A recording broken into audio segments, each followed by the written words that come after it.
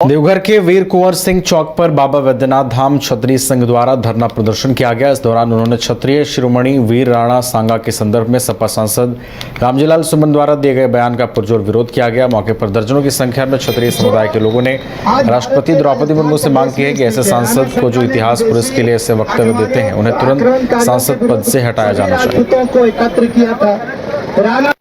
मेरा नाम राणा विजय शंकर सिंह है। मैं देवघर का निवासी हूं और विगत दिनों जैसा कि चर्चा है कि हमारे राष्ट्रीय वीर शिरोमणि राणा सांगा के विरुद्ध सपा के सांसद रामजीलाल सुमन के द्वारा अमर्यादित असंसदीय भाषा का प्रयोग किया गया है, उससे पूरा राष्ट्र पूरा देश आक्रोशित है और उसी के विरुद्ध में देवघर के वासी तमाम देवघर के लोग, हर समुदाय के लोग क्षत्रिय कल्याण परिषद की तरफ से आज हम लोग क्षत्रिय के अंतर्गत एकत्रित हुए हैं और धरना दे रहे हैं और हम मांग करते हैं कि महामहिम राष्ट्रपति महोदया से कि ऐसे उदंड सांसद की सदस्यता विलंब समाप्त किया जाए, नहीं तो धरना तो एक झांकी है, आंदोलन अभी बाकी है। क्या नाम हुआ आपका? राणा विजय शंकर। जमशेदपुर के बिष्टुपुर स्थित LIC ब्रांच 2 से लाखों रुपए गायब होने का मामला प्रकाश में आया है। जानकारी के मुताबिक तिजोरी का ताला टूटा हुआ पाया गया है। इतना ही नहीं, पूरे कैंपस में लगे CCTV कैमरा का DVR भी गायब पाया गया है। मामला सामने आने के बाद पूरे ब्रांच में हड़कंप मच गया है। लगभग 55 लाख से अधिक गायब होने का आशंका जो है वो जताया जा रहा है। फिलहाल पुलिस मामले की जाँच में जुट गई है। बिष्टुपुर थाना क्षेत्र की पूरी घटना बताई जा रही है। बिष्टुपुर LIC बिल्डिंग में LIC के कार्यालय से जो उनका 3 दिनों का जो जमा पैसा था, बैंक बंद होने के कारण वो जमा नहीं करवा पाए थे और आज जब उन्होंने अपना कार्यालय खोला तो पता चला कि लॉकर से पैसों की चोरी हुई है। इसका ये लोग एग्जैक्ट फिगर का मिलान कर रहे हैं। कई बिंदुओं पर हम लोग भी छानबीन और जाँच कर रहे हैं। DVR भी गायब है और ये गेट और लॉकर जिस तरह से खुला है उन सभी बिंदुओं पर जांच की जा रही है। अनुमान 50-55 लाख जैसा वो बता रहे हैं। बिष्टुपुर दुमका के मसलिया प्रखंड क्षेत्र में ग्रामीणों ने प्रदर्शन किया। 5 अप्रैल को गोल बाजार आंगनबाड़ी सेविका चयन की बैठक में पहाड़पुर समेत पोषक क्षेत्र के 3 गांवों को सूचना नहीं दी गई, जिससे आक्रोशित होकर ग्रामीणों ने प्रदर्शन करना शुरू कर दिया। ग्रामीणों का कहना है कि सेविका चयन की बैठक में उन्हें शामिल नहीं किया गया, जिस वजह से उनकी ओर से आंदोलन जो है या फिर प्रदर्शन शुरू हो गया। हम लोग यहाँ गुमरू पंचायत पहाड़पुर गांव है ये, और हम लोग का सेंटर है गोल बाज़ार में आंगनवाड़ी केंद्र का। और हम लोग यही बैठक किए हैं कि यहाँ हम लोग पोषक क्षेत्र में आते हैं, पहाड़पुर, डिगवाड़ी, लाल बिहार। और पहले जो सेविका चला रही थी वहाँ आंगनवाड़ी केंद्र में, वो 1 साल पहले रिटायर हो गई है। इसके बाद में अभी जो है कि वहाँ खाली है। इसके बाद चुनाव का एक बार सूचना निकला था, उसमें हम लोग आवेदन किए थे। आवेदन करने के बाद हम ही लोग का सिलेक्शन हुआ था। किसी कारणवश वो विरोध करने की वजह से वो कैंसिल हुआ। फिर दोबारा अभी चुनाव के लिए डेट निकाला गया है। इसमें हम लोग को बोला गया है कि हम लोग को सूचना नहीं दिया है। हम लोग गुप्त रूप से हम लोग जानते हैं कि 5 तारीख चुनाव है। तो पता लगाया, हम लोग सुपरवाइजर मैडम को कांटेक्ट किए तो वो बोल रहे हैं कि आप लोग का अलग हो चुका है, आप लोग इस बार आवेदन नहीं कर पाइएगा। तो हम लोगों ने उससे पूछा कि अगर अलग हुआ है तो लिखित रूप से हम लोग को दीजिए। तो मैडम बोली कि सुपरवाइजर मैडम बोली कि लिखित हमको भी नहीं मिला है तो हम आप लोग को कैसे दे पाएंगे। तो यही लेके हम लोग को थोड़ा हम लोग आक्रोश में हैं कि ऐसे क्यों हो रहा है। ये तो मनमानी तरीका से हो रहा है, क्योंकि पिछला बार हम लोग चुनाव में लड़े थे। चुनाव में लड़ने के बाद हम ही लोग का सिलेक्शन हुआ था और इस बार बिना लिखित का हम लोग को बोला जा रहा है कि मतलब आप लोग इस बार आवेदन नहीं कर पाइएगा। इसलिए आज हम लोग 3 टोला मिल के ये फैसला किए, अगर हम लोग को वहाँ चुनाव में खड़ा होने नहीं देता है या आवेदन करने नहीं देता है, हम लोग का स्वीकृति नहीं करता है कि आवेदन, तो हम लोग यही निर्णय किए, अगर स्वीकृति नहीं करता है तो चुनाव नहीं होना चाहिए वहाँ, जब तक हम लोग का नहीं लिया जाए, और नहीं तो हम लोग का हजारीबाग रामनवमी महासमिति ने आज हजारीबाग महासमिति कार्यालय में एक प्रेस वार्ता की गई और इस प्रेस वार्ता के माध्यम से बताने की कोशिश की गई कि आखिर इस बार का रामनवमी कैसा होने वाला है, आखिर किस तरीके से रूपरेखा जो है वो बनाई गई है और उसको मीडिया के समक्ष कहीं ना कहीं रखने की जो कोशिश है वो की गई है। बता दें कि रामनवमी महासमिति ने बताया कि इस बार एक अनूठी जो पहल है वो की गई है और 101 वैसे बुजुर्ग अध्यक्ष या सचिव को भी सम्मानित किया जाएगा जो अब काफी बुजुर्ग हो चुके हैं और अब रामनवमी में भाग नहीं लेते हैं और इस बार भी उन तमाम बुजुर्गों को सम्मानित किया जाएगा।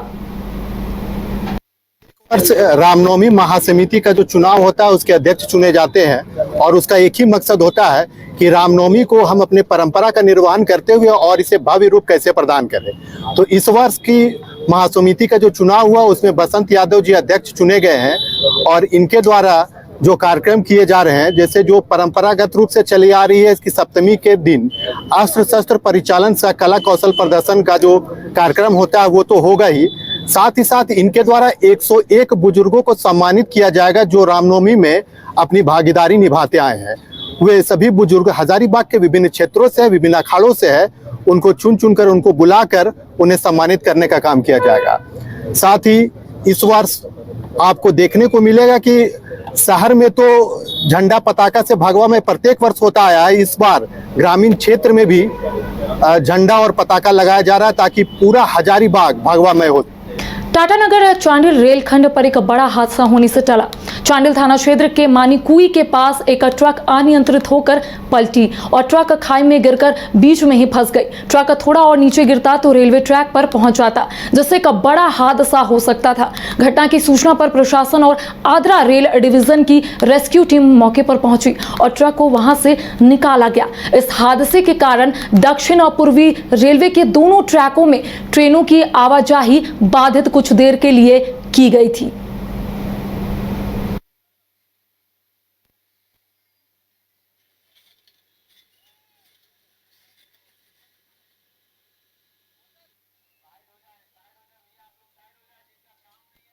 सरहुल शोभा यात्रा के दौरान रांची के पिठोरिया थाना क्षेत्र में दो समुदाय के बीच झड़प हो गई थी, जिसमें कई लोग घायल हुए थे, जिसके बाद पुलिस ने स्थिति को नियंत्रण में लिया है। हालांकि क्षेत्र में अभी भी तनाव का माहौल है। आदिवासी समुदाय आरोपियों की गिरफ्तारी की मांग पर अड़े हैं।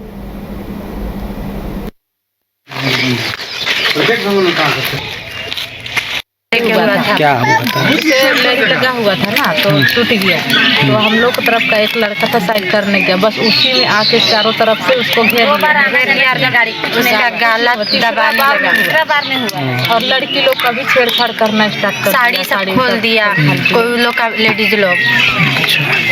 कार्रवाई हुई? उसके लिए तो कड़ी से कड़ी कार्रवाई होनी। क्या नाम है आपका? सुमन और शाम में ही बोल के गया था कि आज कॉल हो इनको मारेंगे, एक तो मारेंगे, एक तो हम भी मरेंगे, एक तो उन लोग को मारेंगे, बोल के गया था। शाम में ही दुकान के पास नहीं, पहले से तैयार था। लोग पहले से शादी। धनबाद गया रेलखंड पर 4 अप्रैल को 160 किलोमीटर प्रति घंटे से स्पीड ट्रायल किया गया। डीडीयू जंक्शन से धनबाद मंडल के प्रधान खंटा स्टेशन तक ट्रायल होगा। इससे पूर्व 145 किलोमीटर प्रति घंटा की रफ्तार का ट्रायल हो चुका है, जो सफल भी रहा। यही जानकारी धनबाद डीआरएम कमल किशोर सिन्हा ने प्रेस वार्ता कर दी है। डीआरएम ने बताया कि ट्रेनों को 160 किलोमीटर प्रति घंटे की स्पीड से चलाने का जो ट्रायल है उसकी तैयारी लगभग पूरी कर ली गई है। ट्रायल के बाद रेलवे बोर्ड के आदेशों के बाद से इसे धरातल पर उतारा जाएगा। डीआरएम ने उपलब्धियां गिनाते हुए बताया कि धनबाद मंडल ने 2024-25 में माल ढुलाई से होने वाली आय में भारतीय रेलवे में लगातार तीसरी बार शीर्ष पर आने का गौरव हासिल किया है। नंबर 1 है ही। अगर हम जोन से भी कंपेयर करें तो करीब बस 2 जोन से को छोड़कर 3 तो एक तो खुद ही हम जोन है यार। तो हमारे अलावा 2 जोन हमसे ऊपर है और थोड़ा सा बरसात नहीं होती तो हमारी कोशिश थी कि हम एज ए डिवीजन पूरे इंडिया में हाईएस्ट किसी भी जोन से ज़्यादा करके दिखाएं। 30,000 करोड़ का हमने करा था, 3-4 हज़ार करोड़ रुपये थोड़ा कम रह गया, बरसात ज़्यादा हो गई। बट इसमें जो अचीवमेंट है इसमें यहाँ के इंडस्ट्रियल माहौल का यहाँ में आप लोग के सहयोग की काफ़ी बड़ी भूमिका रही है। इसके अलावा समय समय पे पैसेंजर एमिनिटी में इम्प्रूवमेंट करते हैं, कई ट्रेनें चली हैं, जिसमें अब सबसे लेटेस्ट जो ट्रेन हम लोग आप लोग के इस माध्यम से वो कर रहे हैं वो है धनबाद LTT। इसमें धनबाद के सभी स्टेशन जो पीछे के साइड से सारे स्टेशन है उसको कवर करना है, दैट इज लोअर CIC और अपर CIC को कवर करना है, जिसमें आप लोगों की बहुत डिमांड रही है कि उसमें कनेक्टिविटी अच्छी नहीं है। मेरी रिक्वेस्ट रहेगी उस ट्रेन में आप लोग टिकट लें, बॉम्बे जाने वालों की बहुत डिमांड है यहाँ पे, तो उसका रिस्पॉन्स आना चाहिए। इसके अलावा भी कुछ ट्रेन हम लोग कोशिश कर रहे हैं कि उस ट्रेन को और भी कुछ ट्रेनें जो आप लोग डिमांड करेंगे वो चालू करें। झारखंड के गोड्डा में स्थित अदानी पावर प्लांट के बाहर सोमवार को स्थानीय लोगों ने प्रदर्शन किया। सिक्योरिटी गार्ड और प्रदर्शनकारियों के बीच धक्का मुक्की भी हुई। इसके बाद कर्मचारियों ने प्लांट का मुख्य द्वार भी जाम कर दिया। प्रदर्शनकारी वो लोग हैं जिनकी जमीन प्लांट के लिए अधिग्रहित की गई थी। मामले को लेकर प्रदर्शनकारियों का कहना है कि 2016 से इनोव प्राइवेट लिमिटेड में स्थायी नौकरी पर रखा गया था। अब अचानक उन्हें रिद्धि सिद्धि लिमिटेड कंपनी में ट्रांसफर किया जा रहा है, जबकि जमीन के बदले अदानी में स्थायी नौकरी का वादा किया गया था। वहीं अदानी के अधिकारियों का कहना है कि इनोव प्राइवेट लिमिटेड का कॉन्ट्रैक्ट पूरा होने के कारण कर्मचारियों को रिद्धि सिद्धि लिमिटेड में ट्रांसफर किया गया है। उन्होंने बताया कि नई कंपनी में कर्मचारियों को बेहतर वेतन और सुविधाएं दी जाएंगी।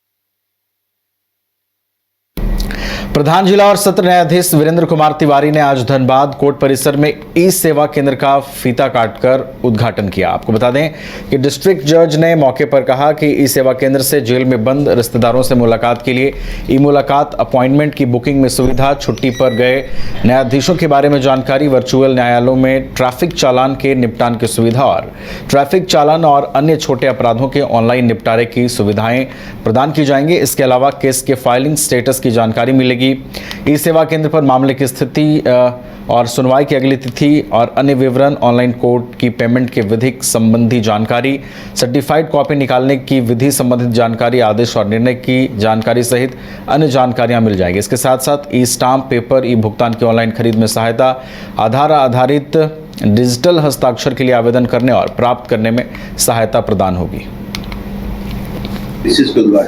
आज हम लोगों ने जो है कोटा केबिन जो नालसा के डायरेक्शन पर 3 लगा था, तो यहाँ पर हम लोगों ने ई सेवा केंद्र का जो है विधिवत जो है उद्घाटन कर दिया।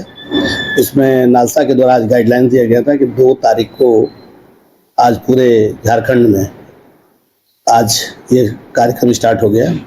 इससे सुविधा बहुत हो जाएगी। जैसे आपको फाइलिंग में अपना केस स्टेटस जानना, ई मुलाकात होना, न्यायाधीश की छुट्टी, जितना ई वर्चुअल मोड से जितना काम होता था, धीरे धीरे सारा काम यहाँ पर होगा।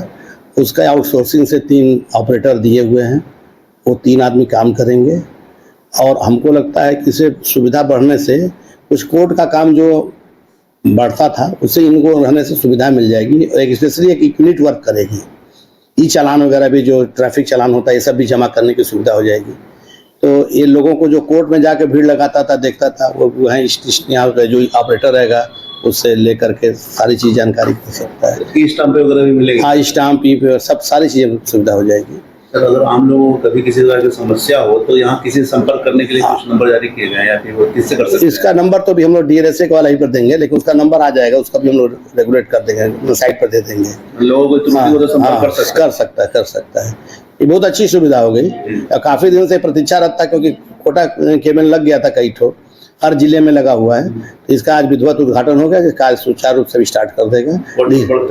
हाँ, कोर्ट का बोझ का बहुत काम हल्का हो जाएगा। ई मुलाकात कराने में जेल में जो लोगों को दिक्कत होती थी, वो यहाँ सुविधा हो जाएगी। ये सारी सुविधा मिलेगी यहाँ। चाहिए लोग। हाँ, करा था।